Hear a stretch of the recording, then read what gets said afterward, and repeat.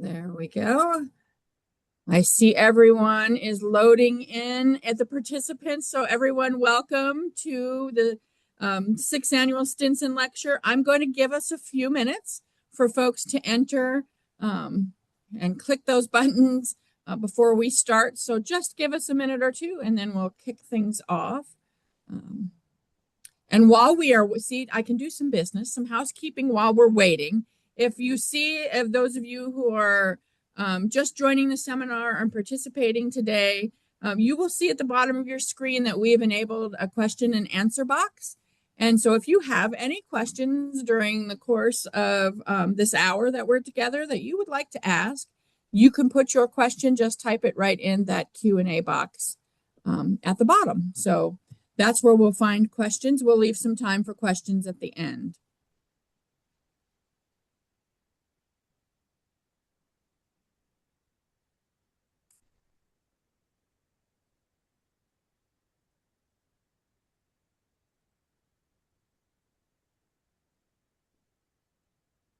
Things are starting to stable off on my end. I'm going to give it about 30 more seconds, everyone, and then we will get started officially.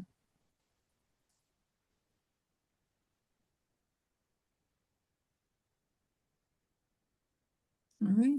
Zoom is telling me this is a good time to start, that we have stabled off for now. So welcome, everybody. I'm so glad to see you, in quotation marks, at our 6th Annual Stinson Lecture. My name's Tamara Herrera, and I am part of the legal writing faculty here at Arizona State University College of Law. And we're so happy to be able to host this lecture series in honor of our wonderful colleague and friend, Judy Stinson. We have been doing this event since Judy retired from us after 27 years of teaching. Judy retired in 2020. We miss her. We miss her so much, but we are so lucky we get to see her once a year at this lecture, where we get to hear from some of the brightest and best in our field with some fantastic papers that we would like to highlight. For those who don't know Judy or might be new to the Stinson Lecture, Judy was the director here of the Arizona State College of Law's legal writing department for a long time. Judy, I won't give the years, I promise. And it was a leader on so many fronts, both administratively here as our Associate Dean of Academic Affairs and our Executive Associate Dean, and was a leader, obviously, nationally in our writing field as president of AllWed and on various boards and things. And it's my great pleasure that we get to continue this lecture series. And I'm going to turn things over to Judy to actually give you to tell you a little more about what was chosen for today and introduce you to our speaker. So Judy, over to you. Thank you, Tamara.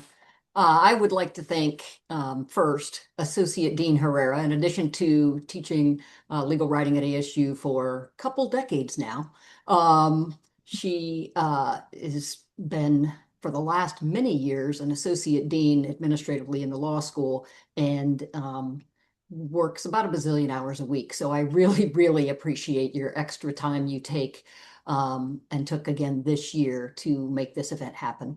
I'd also like to thank Professor Sue Chesler, who's coming from class, so she'll be joining us in a minute and handling the Q&A session at the end, for her work in making this lecture happen.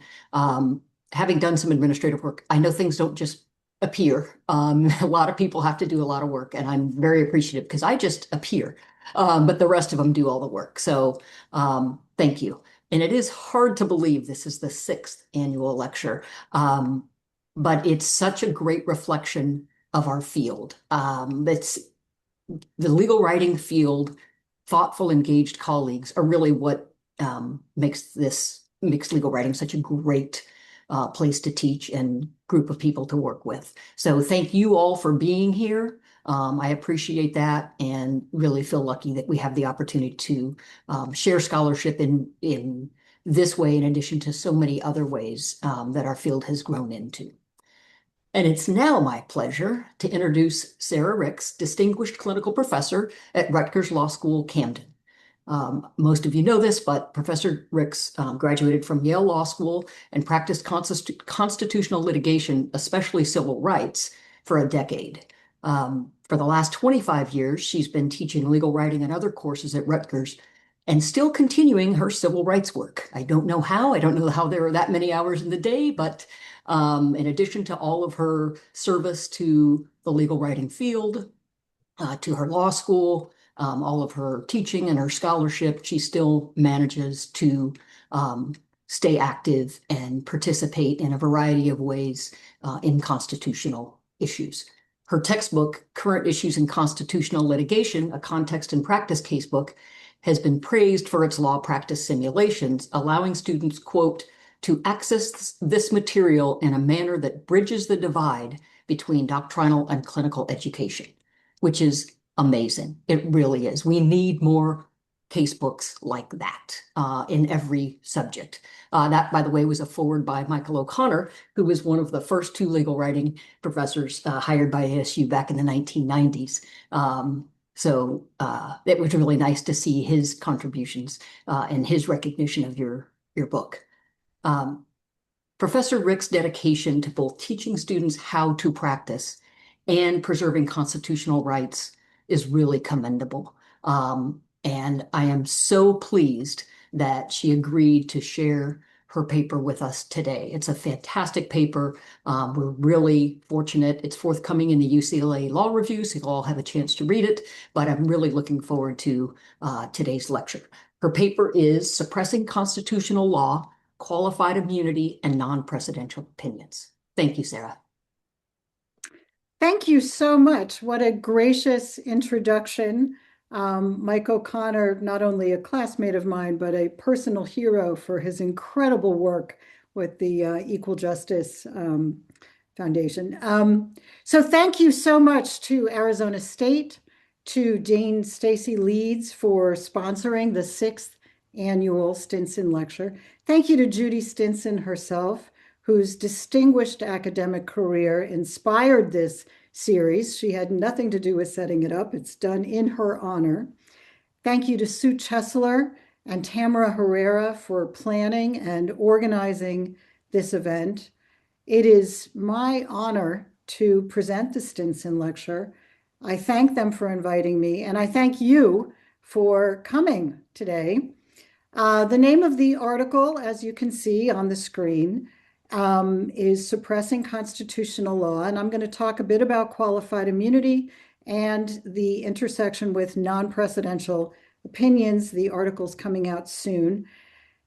The question I posed for myself is there a realistic way to increase government accountability for violating constitutional rights?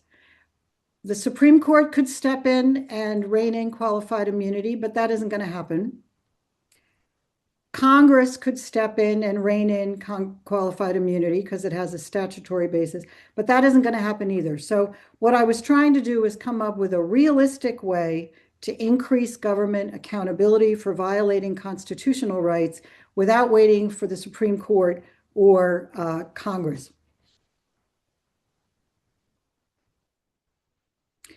So the gist of my argument, here it is in a nutshell. Qualified immunity is a flawed doctrine. Non-precedential opinions exacerbate those flaws in multiple ways that I'll go into.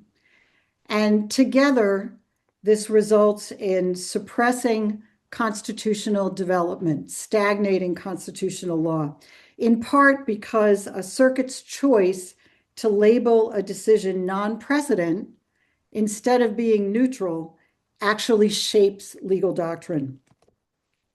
So what is qualified immunity? Qualified immunity is a shield. So that's what that bubble is representing. So police and other civil rights defendants who violate constitutional rights are often still protected by the powerful defense of qualified immunity. That means they're not liable even when they violated a constitutional right. Now, qualified immunity is rooted in a statute, sometimes called Section 1983.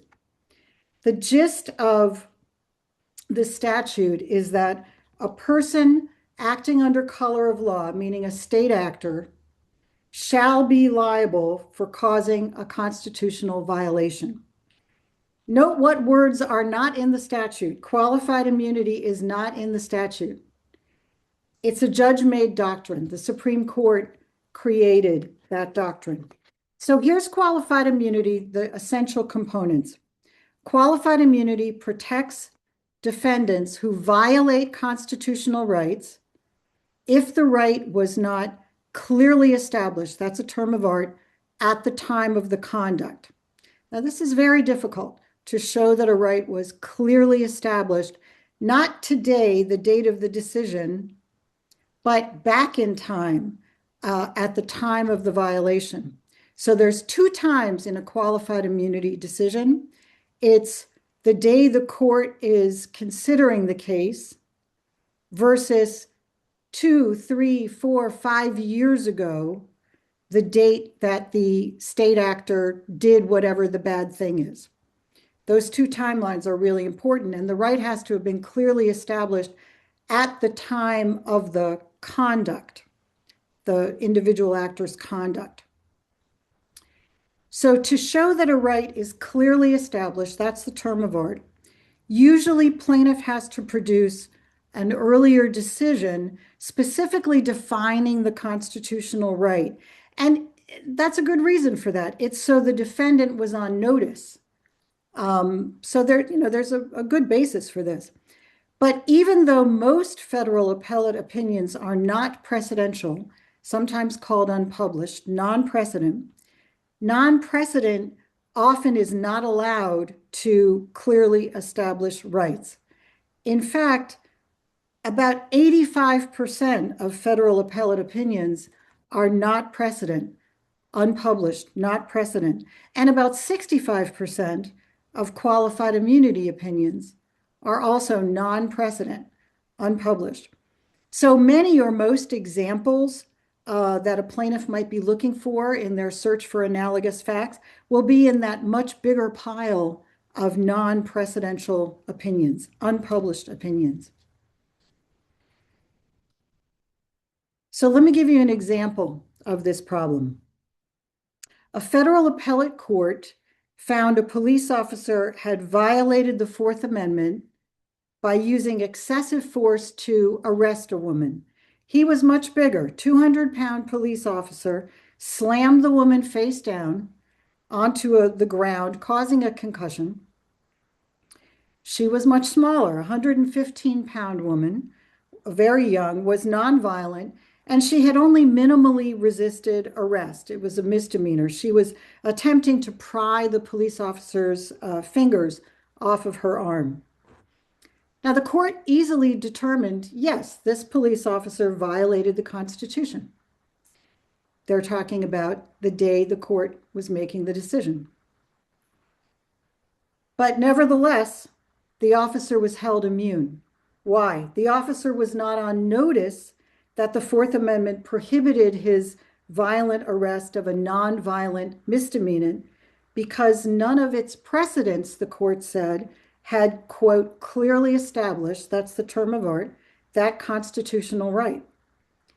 Now, 3 earlier decisions of the controlling circuit had in fact ruled that the Fourth Amendment prohibits police from using disproportionate force to arrest a nonviolent misdemeanant who posed no threat on minimal resistance to arrest. But the court refused to consider any of those 3 opinions. Why? Because each of those 3 opinions was labeled not precedent, unpublished. The court said, we have repeatedly explained that clearly established law may not be based on our non-precedential opinions. They use the word unpublished. The opinion labeled non-precedent cannot clearly establish law, and therefore the officer wasn't liable, officer was off the hook, even though the court held that the police had violated the Fourth Amendment rights. The officer was protected by that shield, that bubble. He had qualified immunity. Today, what I'm going to do is briefly explain criticisms of qualified immunity of the doctrine, and then I'll show how those doctrinal flaws are exacerbated by federal circuits issuing 85% of their merits opinions in unpublished non-precedential opinions. And then I'll conclude with some recommendations. So qualified immunity protects defendants who violate constitutional rights if at that earlier time, the time of the conduct, the right was not clearly established.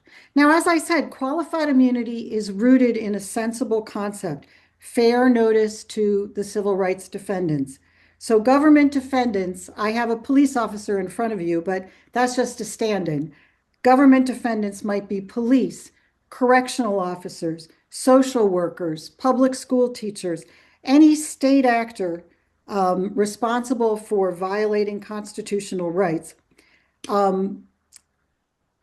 Those officers will not be liable, or they'll only be liable, sorry, if they should have realized that their conduct violated the constitutional law at the time of their conduct. Fair notice.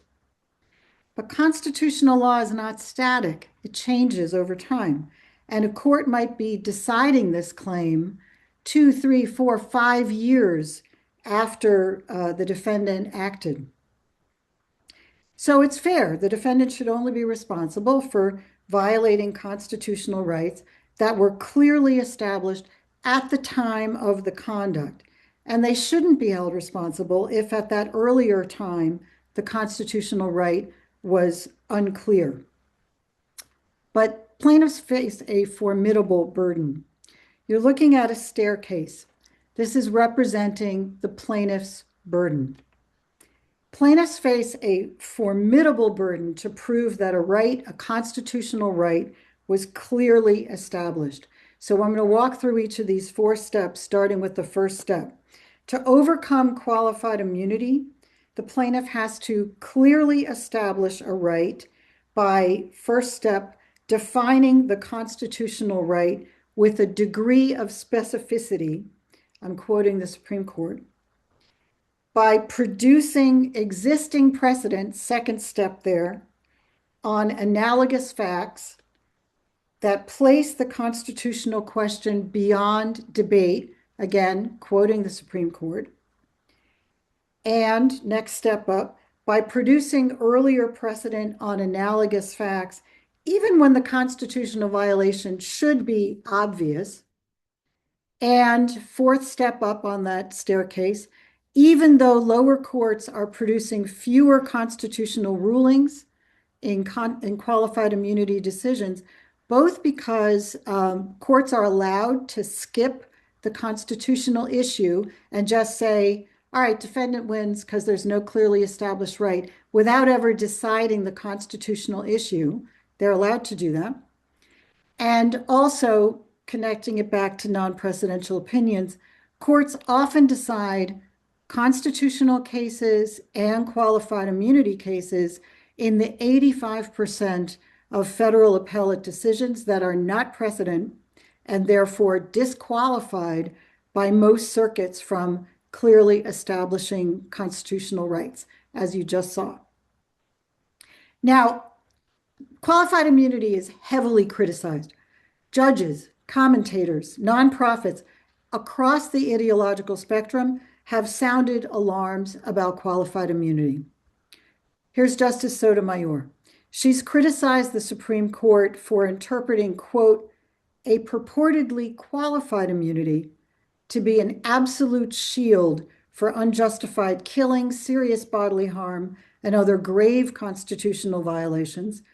And Justice Sotomayor has called for the court to either restore some reason to this doctrine or re-examine this judge-made doctrine of qualified immunity writ large. Justice Thomas also has criticized qualified immunity as a freewheeling, this is a quote, freewheeling policy choice unmoored from its statutory origin in Section 1983. That's the statute I showed you just a moment ago. So criticisms of qualified immunity that are relevant to non-precedential opinions correspond to those stairs in front of you. So look at the first stair, defining the right specifically. Courts often define constitutional rights too narrowly, and you can see how that corresponds to the first stare.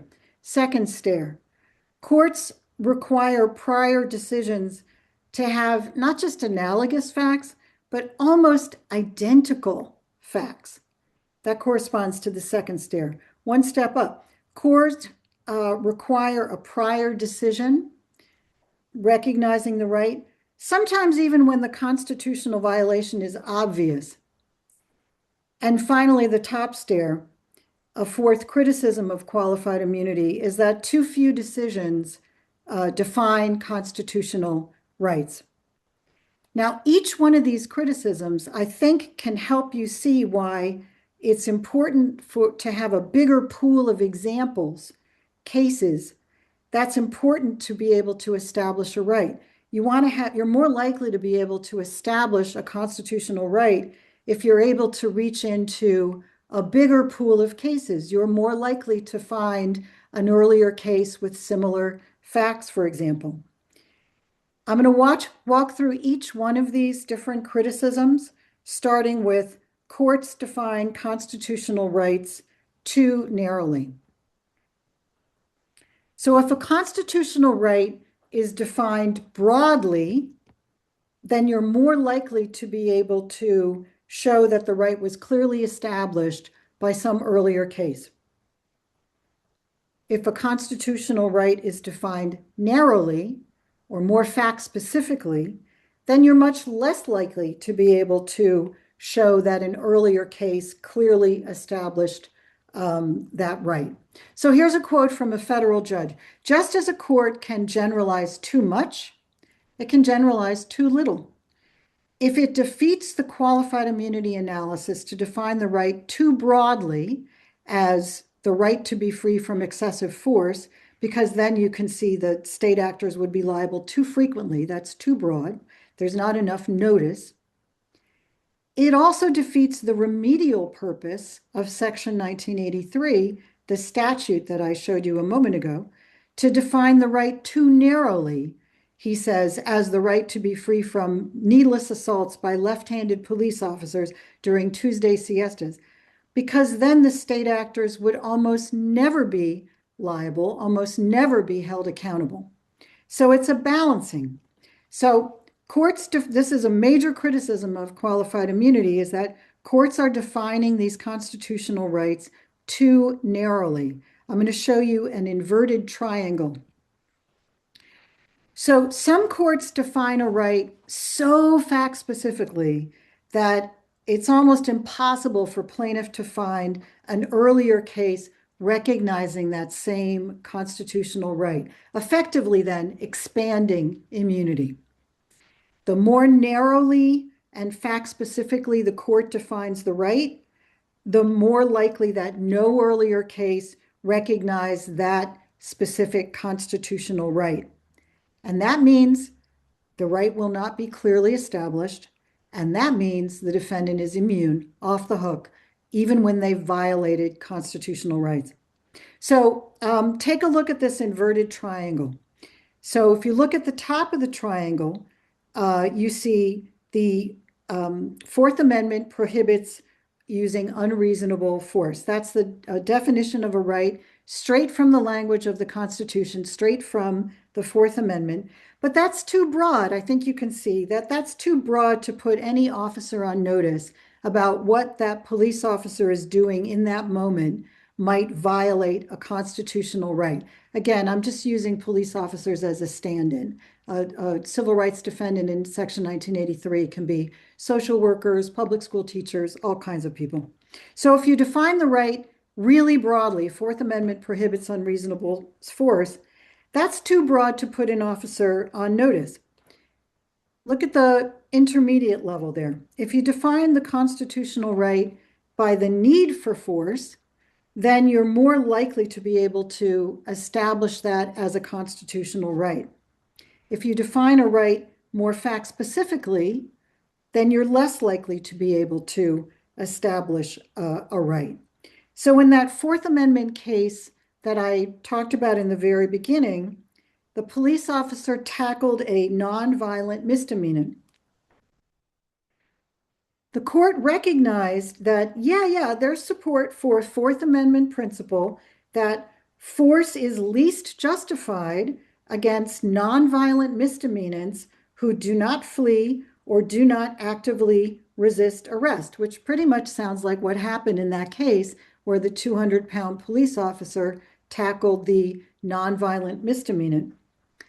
But nevertheless, the court did not go with that intermediate level of specificity. The court nevertheless held that the police officer was immune because the court defined the right even more fact specifically. So look at the bottom of the inverted triangle. The court defined the right as the Fourth Amendment prohibited police from using a takedown maneuver to throw an arrestee to the ground while she was resisting arrest for a nonviolent misdemeanor and not posing an immediate danger to the police. Once the court defined the right that narrowly, it then said, well, that right has not been recognized before, and that narrower right, therefore, was not clearly established by earlier cases, and therefore the police officer off the hook, immune. I'm going to go back to the staircase to look at a second key criticism of qualified immunity. So look at that second stair. Courts, this is a criticism. Courts require prior decisions to not have just analogous facts, but nearly identical facts. So instead of treating similar facts alike, which is a core value of the common law system of our court system, a Fifth Circuit judge observed that circuit courts, and there's the quote there, are divided intractably over precisely what degree of factual similarity has to exist. Some courts draw really hair-splitting factual distinctions of earlier cases in order to find that, no, there's no clearly established right in the earlier cases, and therefore defendant off the hook, defendant has immunity. So like the criticism of defining the rights too narrowly, the criticism of requiring nearly identical facts shows why the likelihood of establishing a constitutional right is going to be greater if you have a bigger pool of examples that you can dip into, a bigger pool of cases that you can draw on. I'm going to give you an example of a hair-splitting factual distinction.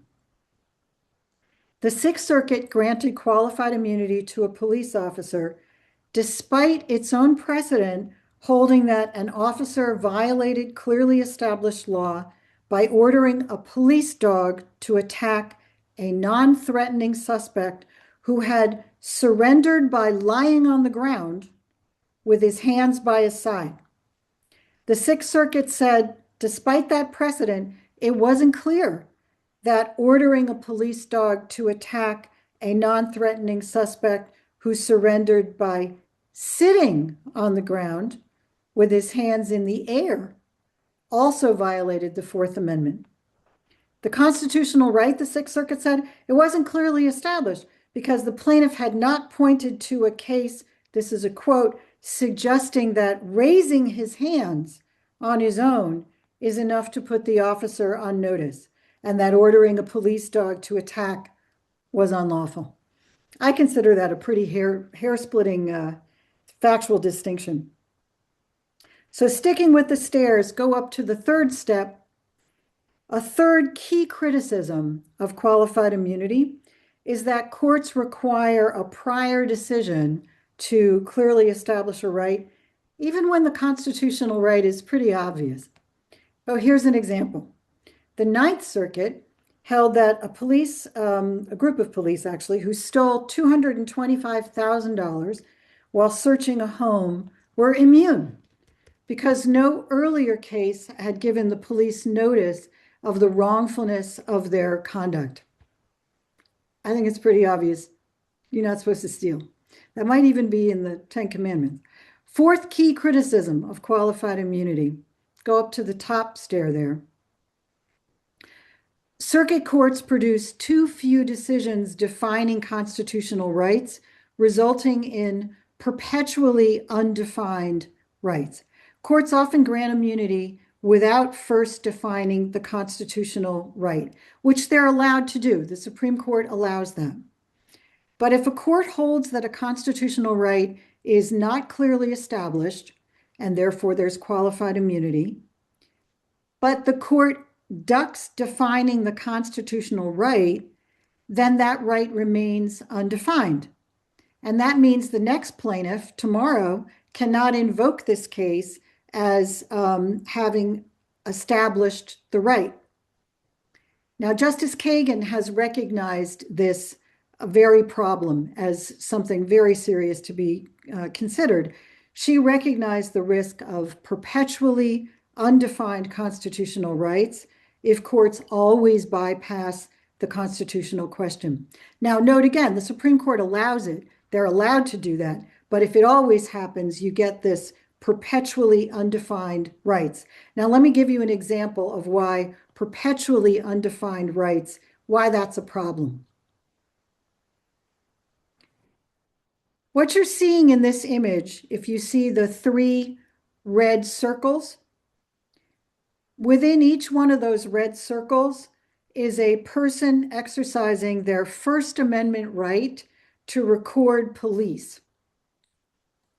So the First Amendment right to record police is an example of how courts' refusal to define a constitutional right prevents constitutional rights from developing. So in 2010 and again in 2013, the Third Circuit held that the First Amendment right to record police was not clearly established. And therefore, the police sued in those cases, they were granted immunity. The right was not clearly established. But in both of those opinions, the Third Circuit skipped the opportunity to define the constitutional right for future litigants. So because the Third Circuit chose not to define the First Amendment right to record police in either 2010 or in an additional opportunity in 2013, the constitutional law stagnated for years. And the public continued to suffer retaliation for recording public police conduct. They kept bringing suits, but the right was not clearly established. Finally, in 2017, and this is many years after the first opportunity, the Third Circuit did define the First Amendment right to photograph police while conducting public duties.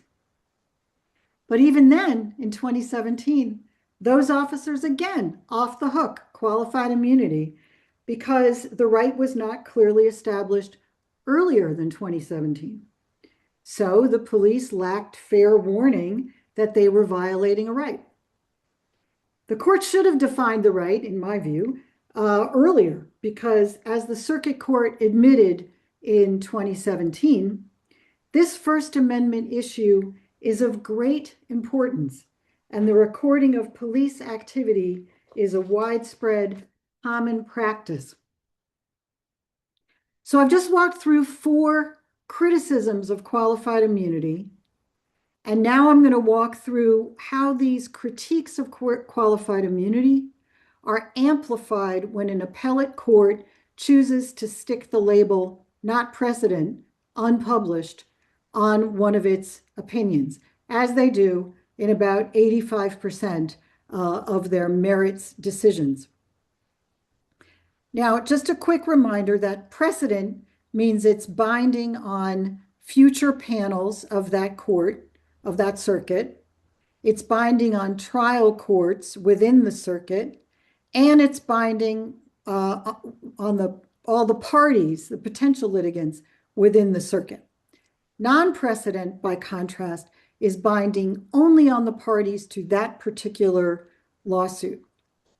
So if an opinion makes new law or applies a settled rule to new facts, as common law develops, right? Taking a settled rule, what's reasonable force, applying it to new facts. If an opinion makes new law or applies settled rule to new facts, or would be useful to litigants other than the parties for any other reason, then most of the circuits have rules that say that's an opinion that should be labeled precedent. Non-precedential opinions, by contrast, they're supposed to be routine applications of well-settled law. Non-precedential opinions are supposed to be of no use to anybody except the parties. Now, 85% is an awfully big number to be not useful to anybody apart from the parties. But in addition to that sort of common sense observation, non-precedent is not limited to routine applications of settled law. That was the finding of an empirical study of federal appellate opinions. And they found, now to me, this is a staggering number. They found that 1 in 5 decisions recognizing a new constitutional right was labeled not precedent, unpublished. And because it was labeled non-precedent, those constitutional rights may not be clearly established either in the authoring circuit or in any other circuits, and I'll explain why in just a moment.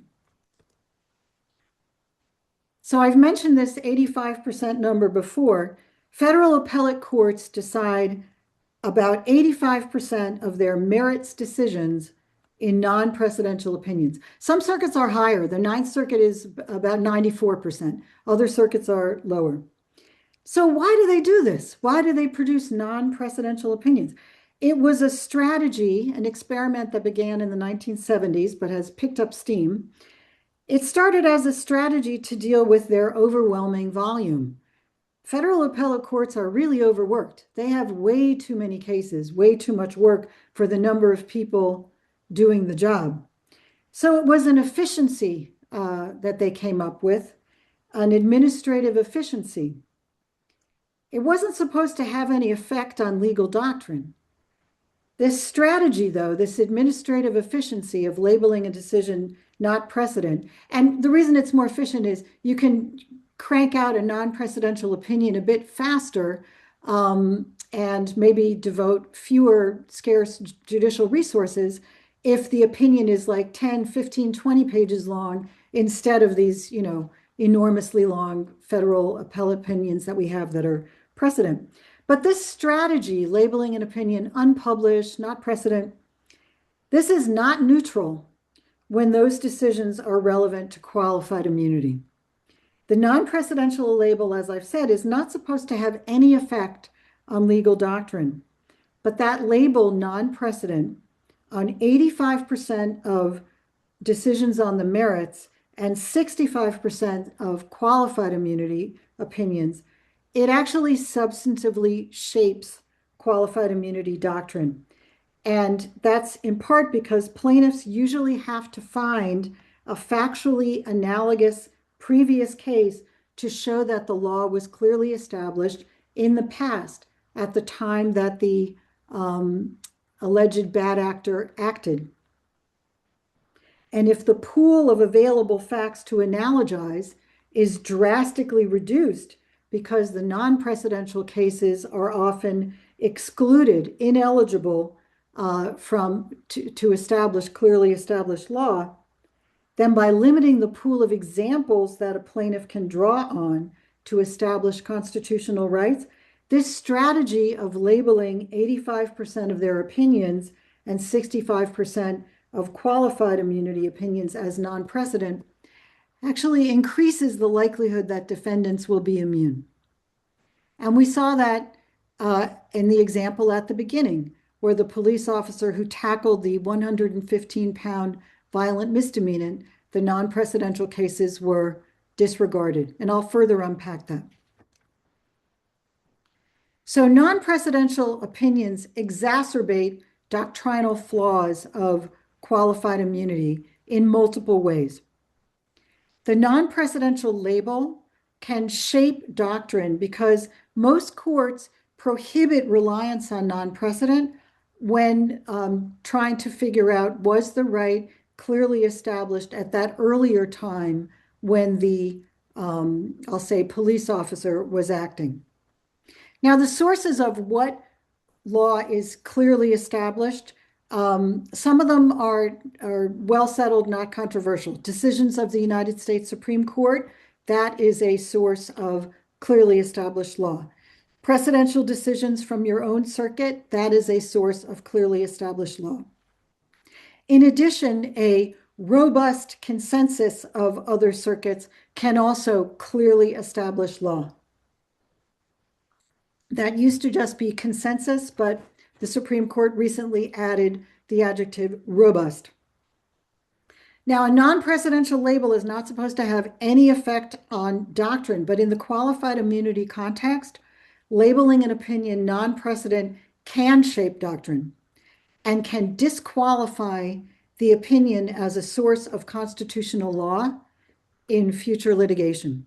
So our colleague David Cleveland argues, and this is a quote, the inclusion or exclusion of non-precedential unpublished opinions as evidence of clearly established law may alter the contours of the right. I agree with him. Now, circuit court guidance on how non-precedent can be relied on is contradictory and inconsistent. But at least 7 circuits have some authority excluding non-precedential opinions from the clearly established inquiry.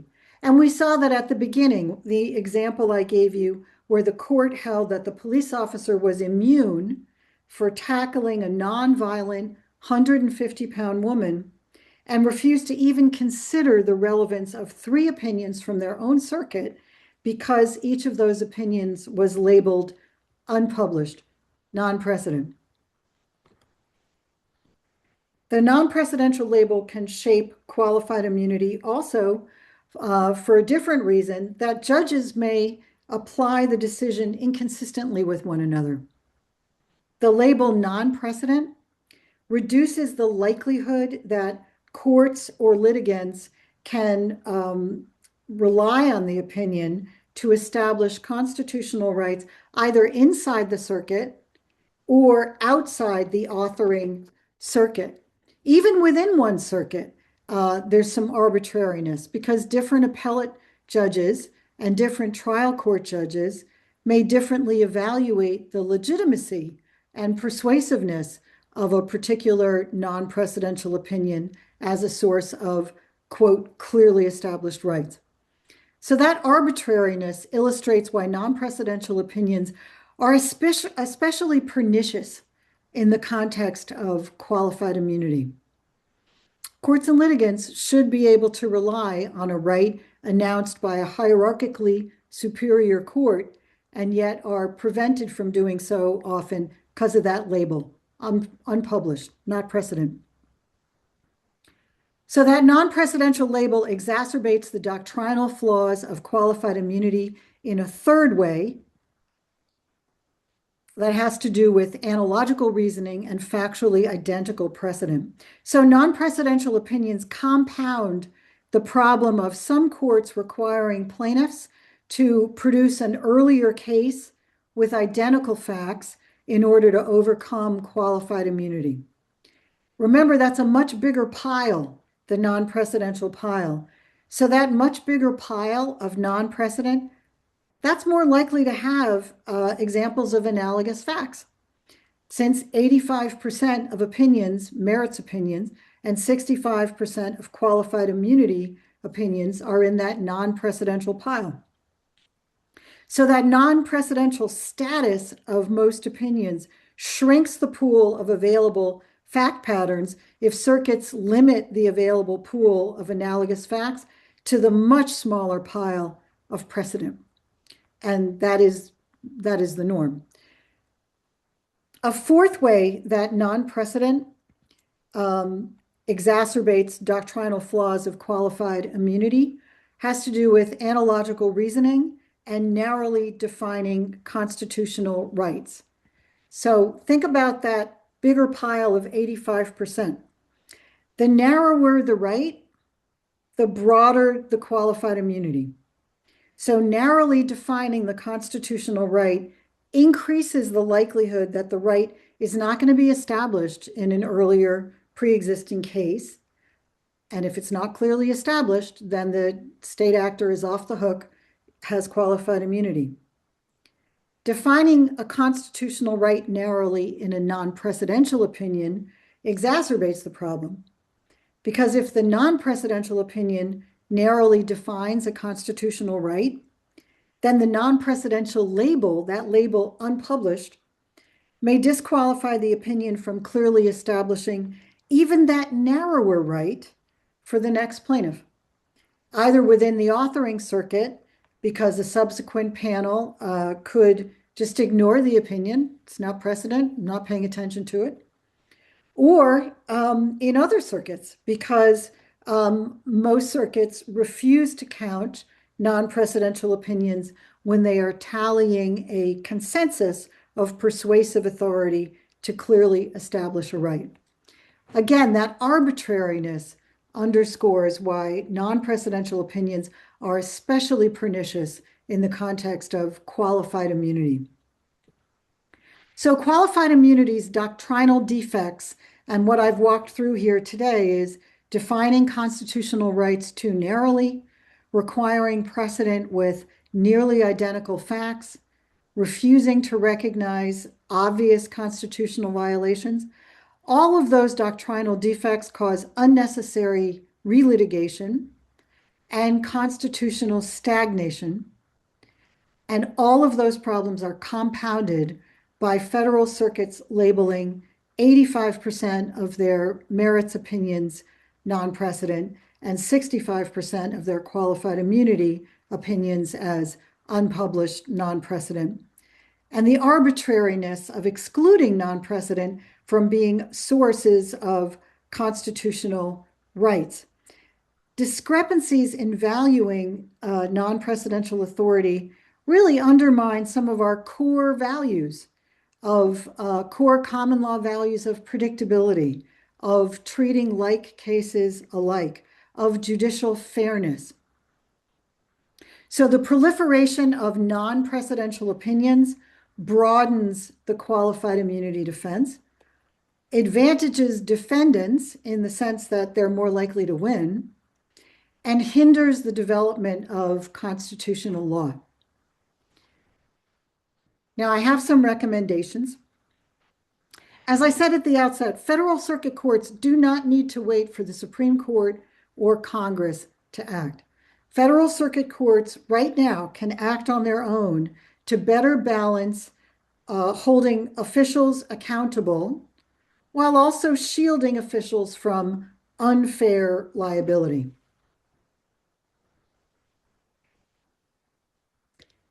My first recommendation is that federal circuits should amend their local rules, their internal rules, to encourage all circuit adjudications of constitutional rights and of qualified immunity to be labeled precedent, and therefore become sources of clearly established rights.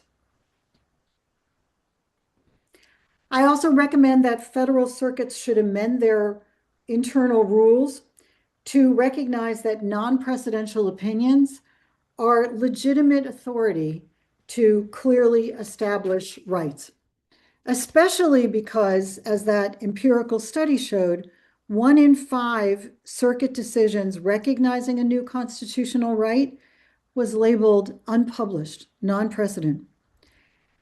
It becomes arbitrary to exclude the vast majority of federal appellate opinions from clearly establishing rights.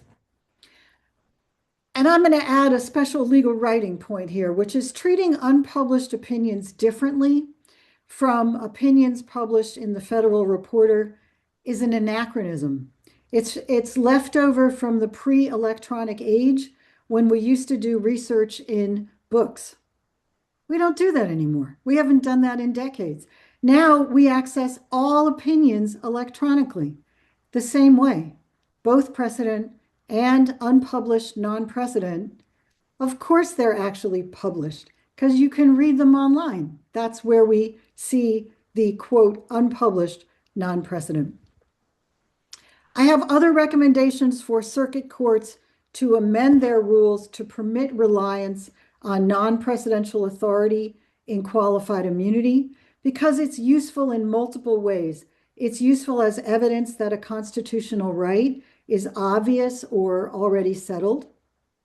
Non-precedential authority is useful as evidence that a constitutional right is not established. That also might be shown in a non-precedential case. Non-precedential authority is useful as a particular factual example of a right that was clearly established earlier, but at a slightly more abstract level. Here's a particular factual application of that rule that fleshes out the law a bit. And most importantly, non-precedential authority is useful as itself a source of clearly established law because it provides the same fair notice to defendants as precedential federal appellate authority. We shouldn't differentiate between precedent and non-precedent because of a fiction that clients read precedent, but they don't read non-precedent. I think we can all recognize that clients don't read cases. Police officers and social workers and correctional officers and public school teachers, they are not spending nights and weekends parsing federal appellate opinions that are labeled precedent. They're just as much on notice from the non-precedential opinions as the precedential opinions because they're not reading either one. It's the lawyers who read the cases.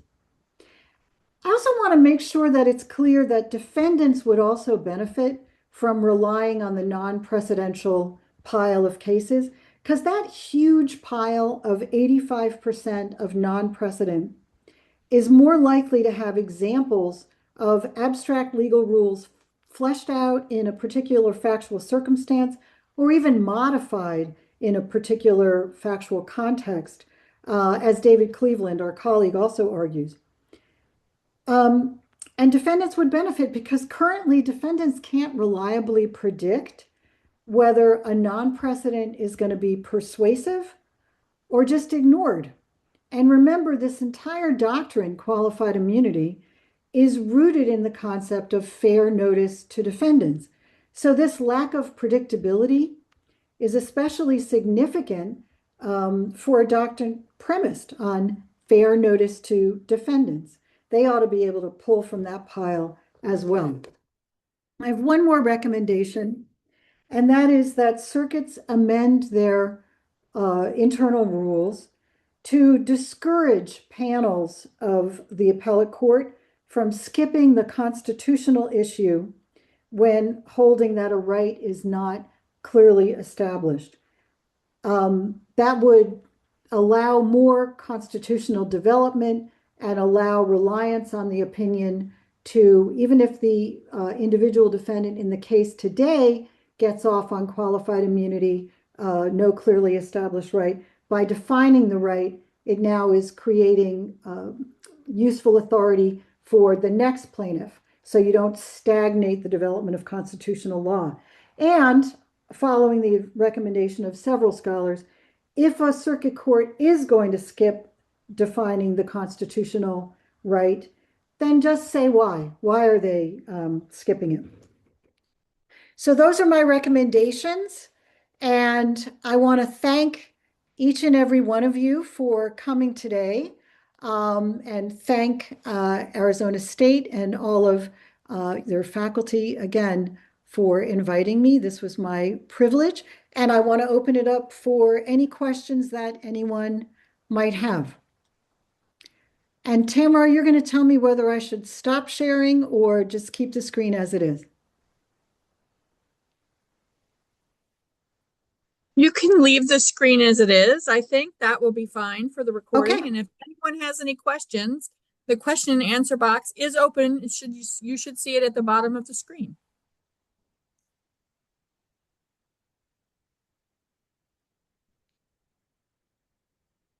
Well, I'm happy to answer any questions you might have. So I will be happy to monitor the questions. So please, I encourage you all to post your questions in the question and answer box. But while I'm waiting for those, I'll start and ask a question, if you don't mind, Sarah. So I'm wondering if there are any reasons to treat some unpublished non-precedential decisions differently than others? In other words, should we treat every single unpublished non-precedential case that deals with qualified immunity as basically as binding precedent? Or are there some categories that we should leave off the table? That's a really interesting question. I'm glad you raised that. I would say that the situation that we have right now um, is sort of a discretionary choice that's made by each individual panel, and that because we've given them no guidance beyond saying that these are non-precedential opinions, that rests too much discretion, I think, in the individual panel. And so what you have is sometimes a panel will rely on a non-precedent to clearly establish rights, and sometimes they won't. And I think that discretion, as we've seen it play out, hasn't really worked. I think that discretion is too unpredictable to reintroduce the level of stability and confidence that like cases will be treated alike. So I think probably no. I think probably you would not want to differentiate among categories of different non-precedential opinions. I'm struggling to figure out how you would even do that. I'm not sure how you would do that. But I think basically what we've seen is that leaving that decision entirely in the hands of the panel hasn't worked out very well. Mm-hmm. And the qualified immunity has become too formidable a burden to overcome and too unpredictable. Excellent. Thank you. We now have several questions. I'll go ahead and read them, and then Sarah, you can just answer them as you wish. The first question, do one at a time. Yeah. Oh, yeah, of course. Is there anything that lawyers or the public can do to move the courts in the ways that you suggested? Oh, what a great question. Let's see. So my proposal is that to ask the federal circuit courts to amend their own internal rules. So how does one go about lobbying the federal circuit courts to amend their local rules? Probably through a bar association rules committee, if one exists, probably through perhaps an unsolicited letter directed to whichever of the relevant circuit court judges is on their internal rules committee. And as I'm saying this, I'm thinking, wow, that's such a great idea. I should start doing this. But yeah, I think that's probably how you would do it. I mean, you could also go the route of trying to get the public more interested. You could do like an op-ed piece or something like that. You'd have to figure out how to frame it in a way that doesn't sound too narrow. But yeah, I think all of those ways, but probably appealing to the rules committees themselves or bar committees that are devoted to working with the circuit courts on their internal rules. Thank you. It made me think as you were speaking that question that maybe we could have our students work on that in some appropriate class. Oh, that's a great idea. Yeah. Yeah. Yeah. Right. Maybe Next in my question. civil rights litigation class, maybe I'll have them do that. And if any of you are listening, hello. Op-ed letters, great assignment. The next question, have the federal circuit courts prohibited non-precedential opinions for other constitutional or doctrinal topics? Have they prohibited them? Well, by labeling the opinions not precedent, it doesn't mean that the federal circuit courts are unable to rely on them. The federal circuit courts heavily rely on their non-precedential opinions all the time. Now, I will say, as a very experienced appellate litigator in the Third Circuit is, I don't know if they're alone in this, the Third Circuit refuses to cite their own non-precedential opinions. However, I'm very aware that they rely on their own non-precedential opinions because they follow them verbatim. They often will issue the same verbatim opinion, label it non-precedent, and not cite the earlier non-precedential opinion that they're relying on. Other circuits, however, the Sixth Circuit, for example, heavily and freely relies and cites their own non-precedential opinions. And the Sixth Circuit will rely on their non-precedential opinions, sometimes even when clearly establishing a constitutional right. And the Sixth Circuit also has authority saying you're not allowed to rely on non-precedential opinions when clearly establishing a constitutional right. So it's contradictory. But the internal rules, so I'm aware of at least one circuit, the Third Circuit, that does prohibit the reliance. No, not reliance, that's the wrong word. The Third Circuit prohibits its panels from citing their own non-precedential opinions, but they do not prohibit reliance, and I know for a fact they do rely on their own non-precedential opinions. I think that inconsistency is obviously a clear reason why, another reason of the many why it's not working well. Yes, absolutely. Yeah. Another question we received, do you have any indication whether some of your recommendations are more likely to be adopted than others? I think I have to answer this in a straightforward way. I think probably my view on this is considered radical. I also think that the way you make change is to propose something radical, and in year one, it may not be considered, and in year two, maybe it might be considered, and maybe in year 10, it's conventional wisdom. So right now, I think probably this would be considered a pretty radical view.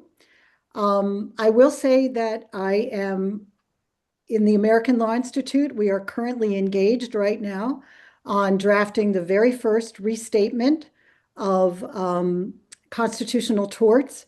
And last Friday, we were in Philadelphia working with the draft on qualified immunity.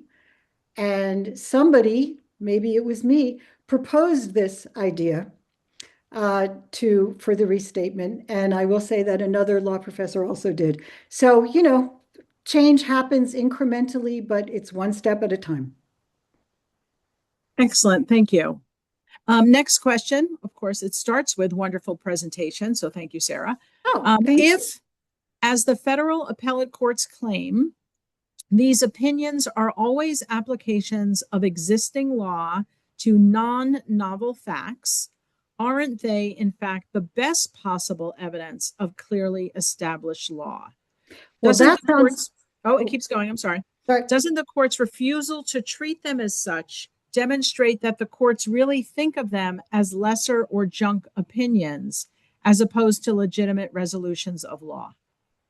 Yeah, that is a great question. And in fact, our colleague David Cleveland wrote an article making that exact point.